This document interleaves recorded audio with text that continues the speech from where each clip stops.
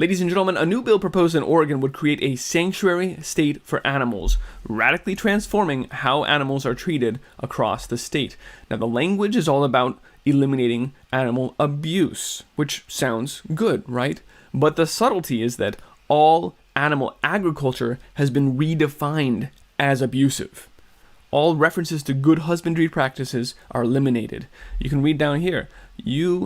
Livestock would need to die of natural causes before it could be used for food production. So there's no such thing as raising animals for your family to eat anymore. You can have pets, and once they die, maybe you can consider eating them, but you don't get to raise animals for food. Now, this has a lot in common with the Colorado Paws Act, which we've also covered, as it criminalizes good animal husbandry practices that have been used since the dawn of time. They are moving the goalpost on how humanity is able to produce food and eat food.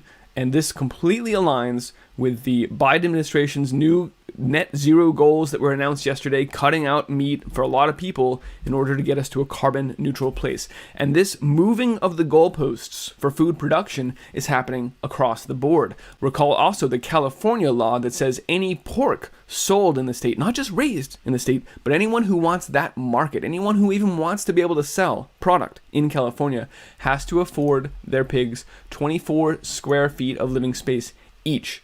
So never mind how you used to do it, now you have to have a condo for each pig just to get it onto the shelves in California. And it's also a global trend. Here's a new article we'll cover from the UK, which says you're not allowed to apply your own manure to your own fields anymore in certain seasons. It's a global trend, moving the goalposts on how you can raise food. Let's talk about it. I'm Christian, and this is the Ice Age Farmer broadcast. And I do want to start in Oregon with IP13, classifying slaughter as aggravated abuse, redefining artificial insemination, that's not artificial intelligence here, and castration as sexual assault. So basically, practices, again, that have been done for generations, this is how you raise animals, are now you're sexually assaulting your animals. Can you believe? Quote, any animal in the state of Oregon would now have your rights codified in law. They deserve a life free of abuse or sexual assault. They mean it. They mean business. They're going hard to the hoop on the idea that you're sexually assaulting your livestock. Livestock would need to die of natural causes before you could use it for food. So again, no livestock. You can keep pets, and you can eat your dead pets. As far as artificial insemination, one reason, according to the Oregon Cattlemen's Association, that the cattle industry leans so heavily on it is improved genetics, meaning they're more efficient with feed. So even now, as we have feed shortages, they want to remove that tool from the belt of ranchers and force them to raise animals to their full lifespan and that eat more grains that we don't have right now. So nothing about this bill makes sense from a how do we feed our families perspective. It's strictly a takeover of the food industry. This only means that Bill Gates' GMO super cow takes over the market because people can't afford, they're not even allowed. It's now criminal to raise an animal for meat. That it's stunning that this is even being considered. Again, this is just a proposed bill, and it's one that we need to stop before it passes. Note that Oregon has a lot of really great people. It's not just Portland, right? There's a huge state with a ton of awesome people, farmers, ranchers, preppers, everything out there. 12,000 beef producers raising 1.3 million head of cattle. That's not trivial to just now say, never mind that industry, we'll just get rid of it. It's the same thing we heard yesterday from Biden when he proposed his new climate targets that said we're going to eliminate meat, 90% of red meat by 2030, or it's not completely set in stone yet, but we all know from the absolute zero timelines that beef is going to be gone by 2050. So now we start to see that the dominoes start to fall. Oregon, California, these, as they say, the low-hanging fruit, the states where you can get these things to pass, will start chipping away. And it's just like they said in Ireland, we need to reduce the size of our national herd if we want to meet our carbon reduction goals. There is no national herd. What that means is we need to put ranchers out of business. This is the end of animal agriculture, as Impossible Foods has openly said as their stated goal, funded by Bill Gates. This is the end of meat. There's a war on meat. Here's the text of the bill. I'll put a link to that below so that you can inform yourself and take steps to fight it at all levels. And this is the group behind IP13. This is yes on ip13.org. It's all, again, the language is all about ending animal cruelty. I do note that this woman is wearing a Hail Satan shirt, which is interesting. And how do they put it? IP13 is a ballot filed for 2022 that continues criminalizing animal abuse, animal neglect, and animal sexual assault. Well, no one wants to be abusing, neglecting, or sexually assaulting anything. Obviously, the way they have put this out there seems like everyone should vote for this. Not everyone is held to the same standard when it comes to animal cruelty. No, it's because they're changing the standard, and now they're saying you can't even raise livestock. So we really need to be careful when they use language like this to make it seem like it's a good... this is how they always operate, right? They make it seem like a good thing, but what's actually being done is enslaving humanity, is taking away your ability to feed your family, your community's ability to raise food at all. We're all going to be slaves to their fake lab-grown meat. Just like Bill Gates said, we should all be eating fake meat. I hope by now you can see the agenda is weaving together a perfect tapestry of control. Then they give you a nice flowery font and stuff like that. But I do want to make sure that we show how similar this is, because there's similar groups behind it and absolutely a completely identical motivation and agenda behind both of these bills to the Colorado Paws Act, which, as we read, criminalizes basic animal husbandry practices and, in no uncertain terms, would limit food availability. If you can't raise animals for meat, you don't have meat. The way that the Colorado Farm Bureau put it was, this criminalizes the very tools and processes that producers have used to meet demand, to create abundant food supply.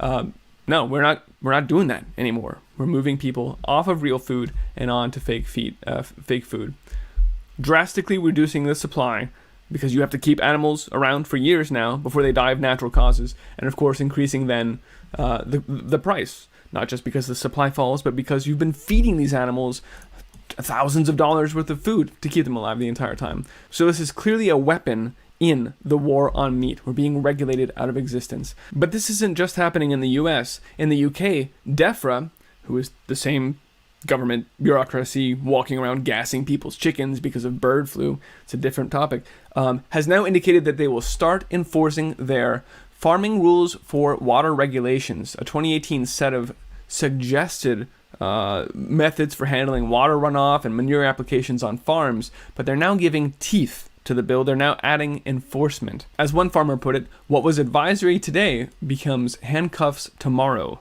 And what are those handcuffs preventing you from doing? Quote, the FRW effectively makes autumn and winter spreading of manure impossible on many farms, creating a huge problem that no one yet seems to have a solution to.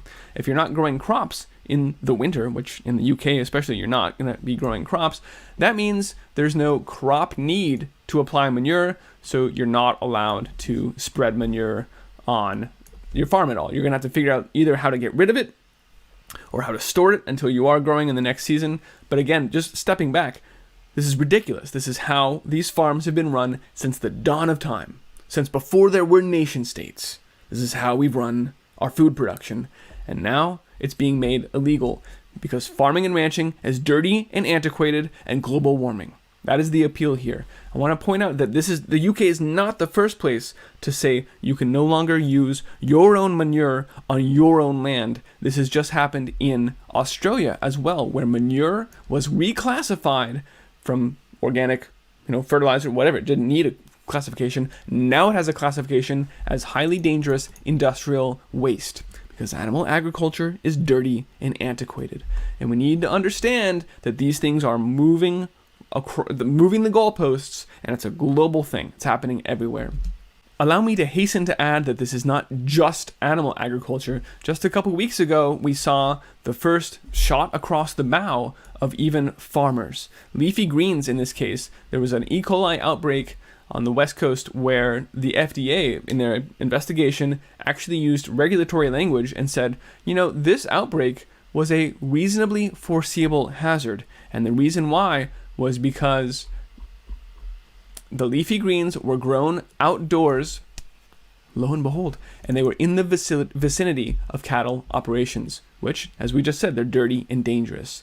So if you grow your vegetables near animals, you can't do that anymore. This is what the FDA is saying us. We're going to move the vegetables indoors. We're going to move the meat to lab-grown meat.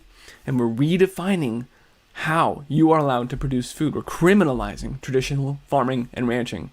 And it's happening fast. This ties in too to the report we talked about recently with Croatia, where their EU farm to fork regulations, which is coming straight down from the UN template, which the Rockefeller Foundations reset the table in the US. It's all the same documents, just taking different forms in different parts of the world. In the EU, and they have said you can no longer save seed and then share that seed or sell that seed with your neighbors, which, again, as the Croatians were pointing out when they went out to protest, was this is how we've existed. This is how Croatian villages have fed ourselves since the dawn of time, since before Yugoslavia even was created in the first place. So really need to step back and appreciate that the way that humanity has always fed itself is now being made illegal. It's dirty and dangerous, and the technocracy is taking total control. They are enslaving everyone with the one fell swoop by making us dependent on their synthetic food production. That's the bottom line. So how do we respond to that? Yeah, we do what the French farmers did when they went out and used their tractors against the riot police. We do what the Croatians did when we said, we're not going to follow your farm to fork regulations. We're not going to register our livestock so that you can come kill them. We're not going to tell you your ag census data so that you can come take over our farms when the time is right. Do not comply with this. And moreover, we must resist. We must be fighting at every level these kinds of ridiculous bills that take away our ability to feed our family. Please spread the word about what's going on here. A lot of people, it's happening so quickly and everywhere at the same time so that people don't have a chance to learn about it and react. And that means that it's incumbent on you and me and others that are having this conversation, that are aware of what's going on, to educate everyone else, to spread the word, and then again, to fight back. So you can find this report and the Croatian report about farmers in France and Croatia fighting back against the new EU stipulations on iceagefarmer.com. If you value this broadcast and the information I bring, please help me keep it running. There's a few ways you can do that listed at iceagefarmer.com/support, and I very genuinely appreciate your help to do that. I couldn't do it without you. All right, folks, thanks much. Fight these things. Keep raising awesome animals and growing lots of food, and be well.